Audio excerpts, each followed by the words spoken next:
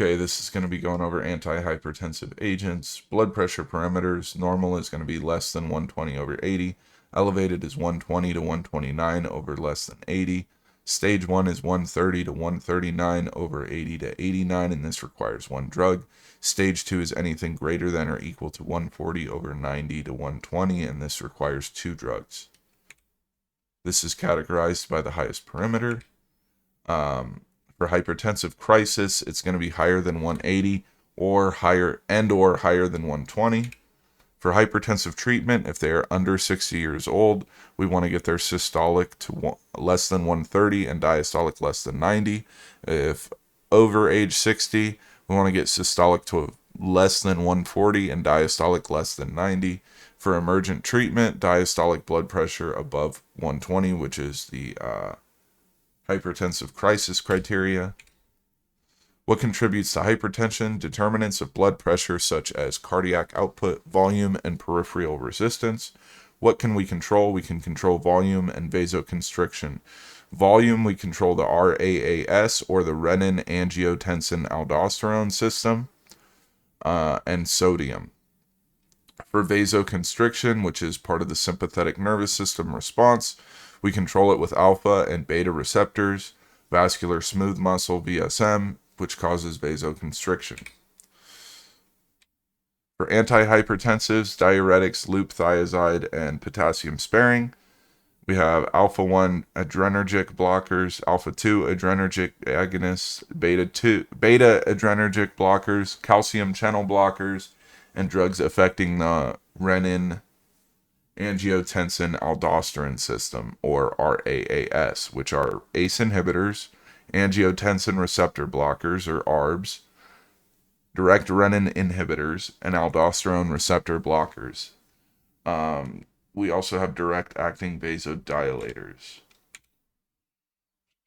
So renin is released by juxtaglomerular cells of the kidney. They're triggered by hypotension, hypovolemia, decreased sodium, decreased renal perfusion pressure, and sympathetic beta 1 stimulation.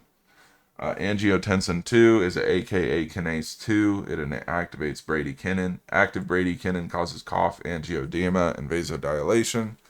Angiotensin 2 also causes systemic vasoconstriction, aldosterone retaining sodium and water, and renal vasoconstriction, which is reduced glomerular filtration rate caused by the retention of the water and sodium.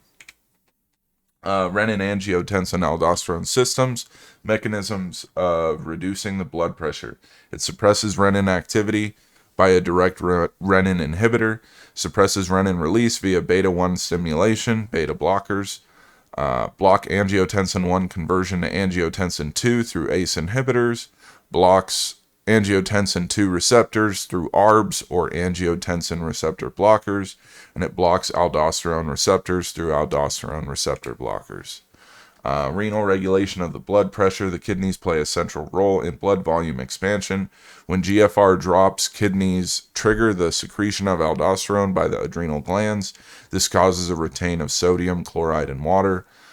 Decreased renal perfusion causes decreased urine output and volume retention. Diuretics neutralize these renal effects on the blood pressure.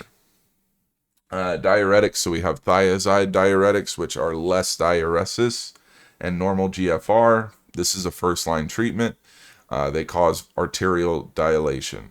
Loop diuretics are the most diuresis, and they lower our GFR, and they cause venous dilation and hearing loss. Potassium-sparing diuretics cause little diuresis, and they can cause hyperkalemia because you're not getting rid of potassium. Side effects of diuretics are hypokalemia, except potassium-sparing diuretics, dehydration, hyperglycemia, hyperuricemia, and hypotension with other antihypertensives. Renin release occurs after stimulation of which receptor? The alpha-1, alpha-2, beta-1, or beta-2? The answer is going to be beta-1. Your patient is currently taking an ACE inhibitor. A diuretic has been added. You watch the patient for signs of hypoglycemia, uremia, hypotension, or hyporeflexia? The answer is going to be hypotension. Beta adrenergic blockers block beta 1 receptors, decreasing calcium influx into cells. This causes a decrease in heart rate and conduction rate, decrease in contractility and cardiac output, decrease in renin release, and decrease in peripheral vascular resistance. This is an unknown mechanism. This drug is less effective in African Americans, used to suppress reflex tachycardia secondary to vasodilators. The beta adrenergic blockers, they have the suffix of OLOL, such as metoprolol, bisoprolol, atenolol, acebutolol, and cartolol. The use for these are hypertension, angina, dysrhythmias, myocardial infarction, heart failure, hyperthyroidism, migraines, stage fright, pheochromocytoma, and glaucoma. This is a ISA, which is a intrinsic sympathomimetic activity, which causes mild activation of beta receptors. Therefore, it's somewhat less decrease in heart rate. Beta adrenergic blockers, the adverse effect of them is they block beta 1 effect. They block beta 1, so the effects for that is going to be bradycardia, decreased AV conduction, decreased contractility and blood pressure. This masks the signs of hypoglycemia and allergic reactions. It is also unresponsive to epinephrine because it cannot bind. It also blocks beta 2, and these effects cause inhibition of glycogenolysis, which is when glycogen is transformed into glucose. Also causes, with the beta 2 effects, bronchoconstriction. Beta adrenergic blockers, nursing care for these, you want to hold if the pulse is less than 55 to 60 or systolic blood pressure less than 90. May restore pulse with atropine or isoproterenol, which is also isuprel. Consider beta blocker with ISA. Watch for heart block, baseline ECG, and monitor the rhythm after. You want to start low and titrate to prevent drop in cardiac output. Expect delay and reduced peripheral resistance, which takes 1 to 3 months before seeing beneficial effects. And watch for worsening heart failure, shortness of breath, edema, fatigue. So if you had Nadolol and you have to give 80 milligrams to a patient, and this is your screen, his heart rate is 52. No, his heart rate is 95, so you want to give him the Nadolol because it is over 55 to 60. If their heart rate is 51, you don't want to give it to them because it is less than 55. So continuing on beta adrenergic blockers, nursing care, you want to monitor blood sugar. Beta blockers inhibit glycogenolysis, so there could be low blood sugars. You may need to decrease insulin or oral hypoglycemics. Change positions slowly since it does cause orthostatic hypotension. You also want the patient to wean over 1 to 2 weeks to help prevent the rebound excitation. Expect additive hypotensive events or effects with diuretics and other antihypertensives. Verapamil, Kalen, or dilatazem, or which can be called cardizem, also increase beta, the beta blockade. Alpha-1 blockers block alpha-1 receptors on vascular smooth muscles. They dilate arterioles and veins, decrease peripheral resistance, and decrease venous return to the heart. They also relax smooth muscles of prostatic capsule and bladder neck. The suffix for these are azocin. Examples are doxazocin, prazosin, and terazosin. This is a 25% more cardiovascular events than thiazide for not first line. So you don't want this to be your first line diuretic. Alpha-1 blockers, nursing care for these. So they have an adverse effect of orthostatic hypotension with the first dose. You want to give the first dose at night. Monitor blood pressure 2 hours after the first dose. If you want to make sure they have no activities requiring alertness for the first 12 to 24 hours. They want to change positions slowly, lie down if dizzy, lightheaded, or faint. Drug interactions, this has a additive hypotensive effect with antihypertensive drugs or diuretics. It also has an inhibited hypotensive effects when used with NSAIDs and clonidine, such as catapress and alpha 2 agonists.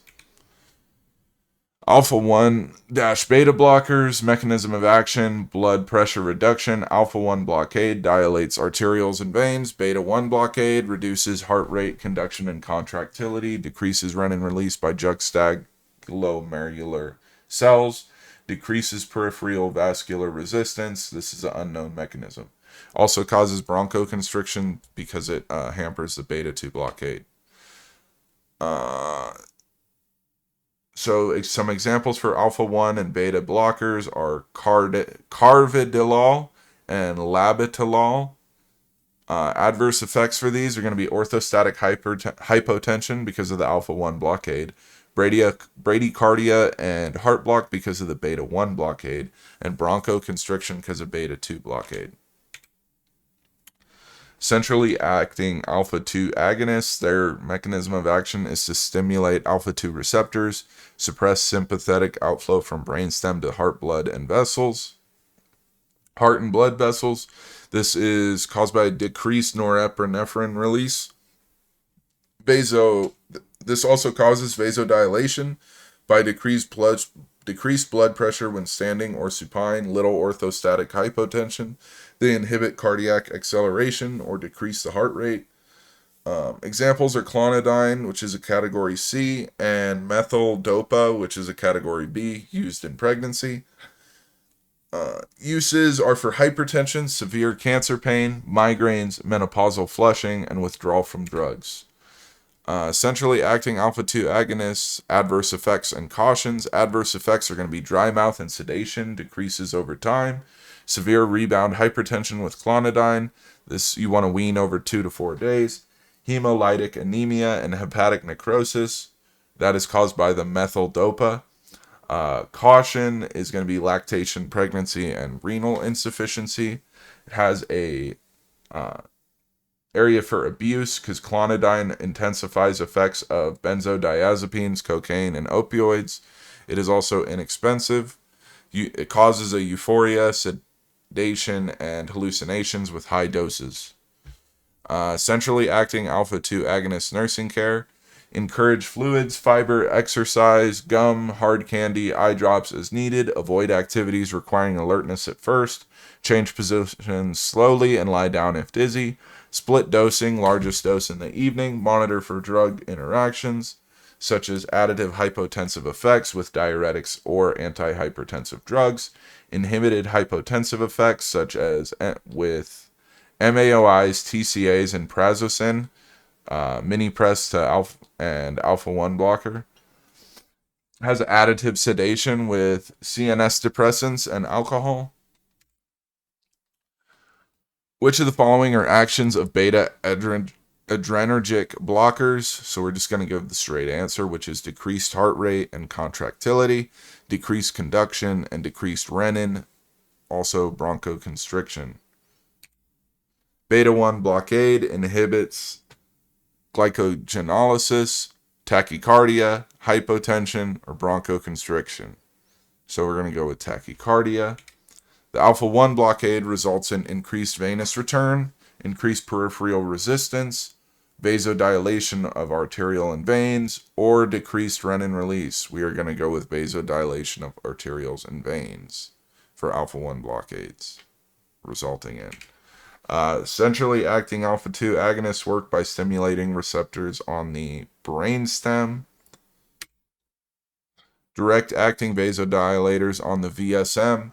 Examples are hydralazine, which affect the arterioles, minoxidil, which affects the arterioles very intensely, bidil, which is hydralazine, and isosorbide, which affect the arterioles. Hydralazine affects the veins with nitrate. Actions, it dilates arterioles and it does not dilate veins, so no orthostatic hypotension. Mechanisms, The mechanism for hydralazine is unknown. Mechanism for minoxidil opens potassium channels which hyperpolarize vascular smooth muscle cells. Direct-acting vasodilators have adverse effects and drug interactions. The adverse effects are going to be headache, dizziness, weakness, fatigue, reflex tachycardia, and renin release. Beta 1 causes prevent with beta blocker. Sodium and water retention, prevent with diuretics. Minoxidil has a risk for pericardial infusion. Hydralazine causes syndrome with like systemic lupus, erythematosus, and minoxidil causes hypertrichosis. And hypertrichosis is an abnormal amount of hair growth over the body. Drug interaction is it intensifies antihypertensive drugs. What should you do? The physician order is to keep systolic blood pressure above 160. Hydralazine 10 milligrams IV per needs if the systolic blood pressure is over 160. And labetalol 5 milligrams IV if needed if the systolic blood pressure is less than 160. Or greater than 160. Sorry, both of those are great. Hydralazine, 10 milligrams if over 160. Labetalol, 5 milligrams if over 160. Calcium channel blockers, mechanism of action. When calcium channels open, this causes the influx of calcium, which causes action potential, which initiates VSM contraction.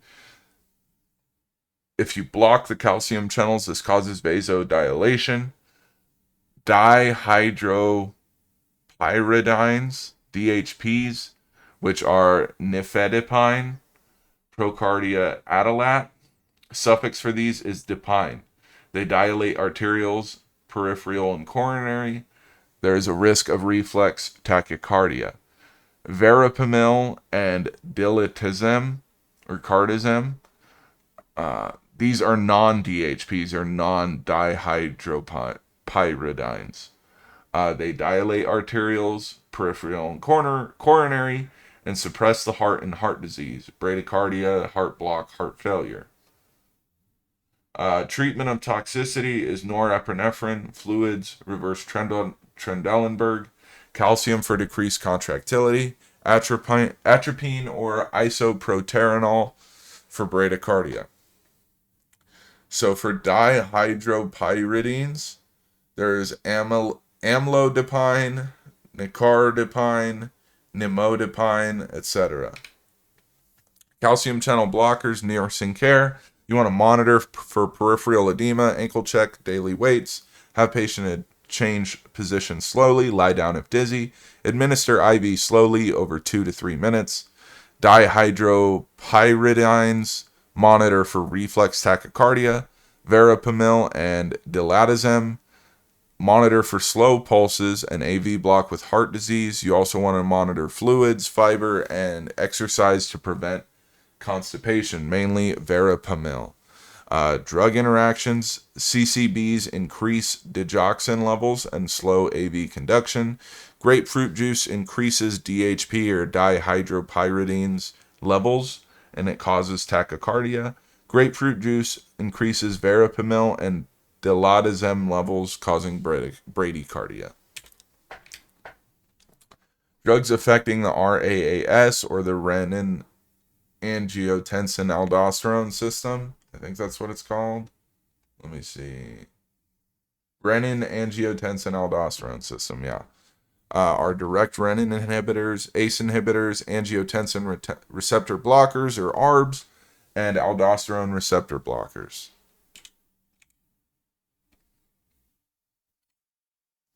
So direct renin inhibitor or a DRI is aliskiren or Tecturna. The use of this is hypertension only. The mechanism of action for it is it binds renin, preventing conversion of angiotensinogen to angiotensin 1.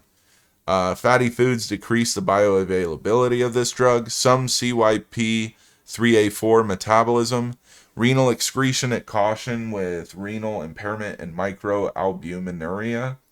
And avoiding pregnancy because there is a risk for fetal injury and death with aliskiren.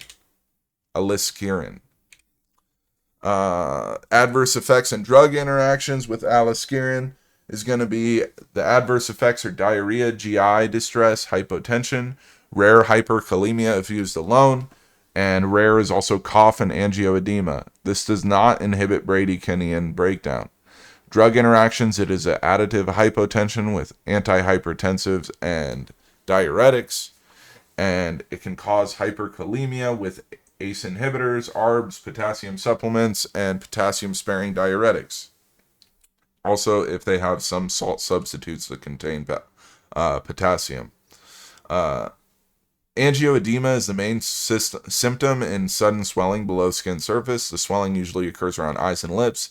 Can also be found on the hands, feet, and thorax. Swelling may form a line or be more spread out. ACE inhibitors and angiotensin receptor blockers, or ARBs, their uses are treatment, hypertension, heart failure, myocardial infarction, established DM nephropathy, and prevention is going to be MI, stroke, death, reduced risk for DM retinopathy or diabetes mellitus retinopathy. ACE inhibitors, ACEIs, the suffix for these is pril. Examples are benazepril, catapril, enalapril, fosinopril, lisinopril, moexipril, perindopril. So all these have pril at the end. Mechanism of action is it reduces the conversion of angiotensin 1 to angiotensin 2, which inhibits vasoconstriction, the arterioles over the veins, inhibits aldosterone, and decreases. How it does this is it decreases sodium and water reabsorption. It inhibits remodeling and fibrosis, and inhibits breakdown of bradykinins. This is less effective in African Americans. ACE inhibitors, adverse effects, and contraindications and cautions. Adverse effects are a persistent cough and angioedema from the bradykinins. First dose hypotension. If this happens, stop diuretics 2 to 3 days before start. BP monitoring several hours after first dose. Orthostatic hypotension, so change position slowly. Can also cause hyperkalemia. Avoid some salt substitutes, potassium supplements, potassium-sparing diuretics, ACE inhibitors, ARBs, and aldosterone antagonists. Contraindications are bilateral renal stenosis, pregnancy and lactation, fetal injury in all trimesters, and there is a caution for liver and renal disease. Angiotensin II receptor antagonists, or ARBs, their suffix is sartan. Examples are azilsartan, candesartan, eprosartan, irbesartan, losartan, olmesartan. So everything with sartan at the end. Mechanism of action is this blocks angiotensin II receptors through vasodilation, arterioles over veins, which causes decreased blood pressure. They block aldosterone, which is caused by sodium and water loss, decreasing the blood pressure. Decreased hypertrophy and fibrosis. Benefits of ARBs over ACE inhibitors is there's no cough because there's no inhibition of bradykinin breakdown. There's no first dose hypotension, and there's no significant hyperkalemia. The adverse effects, contraindications, and cautions for ARBs is going to be the adverse effects are hypotension, fatigue, headache, dizziness, diarrhea, angioedema, and this is rare because of local bradykinins. Contraindications are pregnancy and lactation, bilateral renal stenosis. Caution is liver and renal disease. ACE inhibitors and ARB drug interactions. They are additive hypotension drugs with diuretics and antihypertensives. Hyperkalemia with potassium supplements, salt substitutes with potassium, potassium-sparing diuretics, ARBs, ACE inhibitors, aldosterone receptor blockers. Also causes increased lithium levels and can, if given with NSAIDs, it can decrease antihypertensive effects of ACE inhibitors and ARBs. and can cause renal injury. Aldosterone receptor blockers, the use of these are hypertension and heart failure. Mechanisms of action for this is it blocks aldosterone receptors. This causes a loss in sodium and water, retains potassium, so there's a risk of hyperkalemia, and reduces remodeling and fibrosis. Examples are eplerenone, or Inspra, which affects mainly aldosterone, spironolactone, which is aldactone, which affects aldosterone and steroid hormones. Steroid hormones are going to be progesterone, androgens, and glucocorticoids. Side effects are impotence, gynecomastia, menstrual irregularities, deepening of voice, and hirsutism. Aldosterone receptor blockers, contraindications, adverse effects, and drug interactions. So contraindications is it causes hyperkalemia or impaired renal function.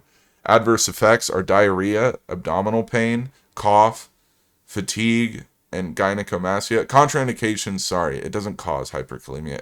If you have hyperkalemia, it's a contraindication. The adverse effects are going to be causes diarrhea, abdominal pain, cough, fatigue, and gynecomastia. There are drug interactions. The drugs causing hyperkalemia, such as ACE inhibitors, ARBs, potassium supplements, potassium-sparing diuretics.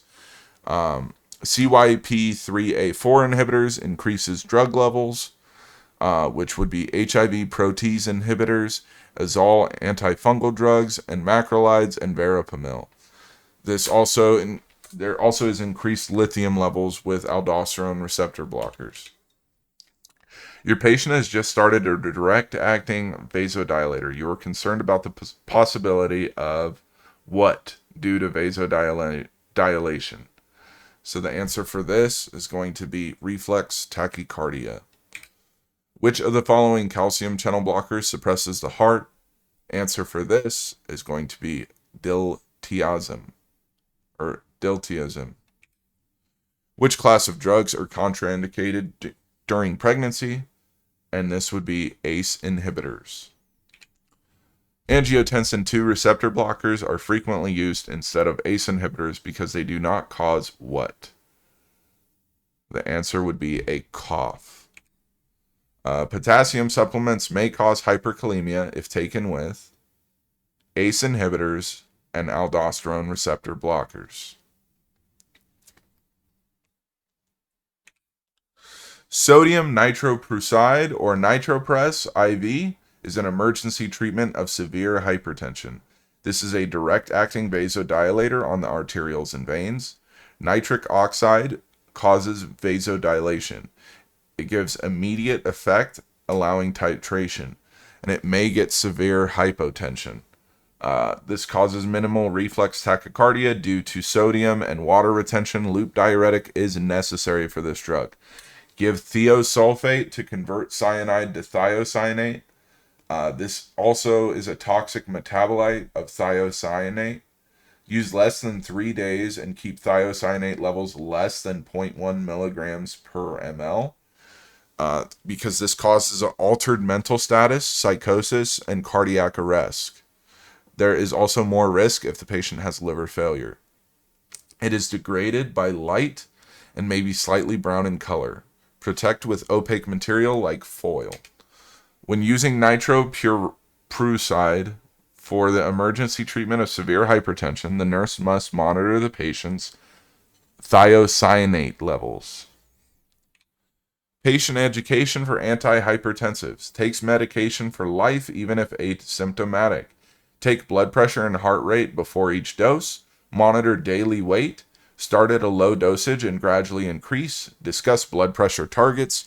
Try to decrease the dosage or number of antihypertensive drugs after 1 year. Avoid abrupt discontinuation of medicine. Consult physicians before using over-the-counter drugs, such as cold products, decongestants, appetite suppressants, and NSAIDs. And this will be you'll have to continue with lifestyle modifications because you're on these drugs. Your lifestyle modifications are going to be you want weight reduction, a BMI of 18.5 to 24.9, a sodium restriction of less than 2,300 milligrams of sodium a day, and you want to be on a DASH diet, which is fruits, vegetables, low-fat dairy, whole grains, nuts, fish, and poultry. You want alcohol restriction, 1 drink daily for women, 2 drinks daily for men, 30 to 45 minutes of exercise daily, and to stop smoking. In summary, we now know what each class is used for: hypertension, heart failure, MI, etc. Major nursing implications of each class is your vitals, labs, and etc. Patient education is going to be focused on safety and how and when to take the drugs.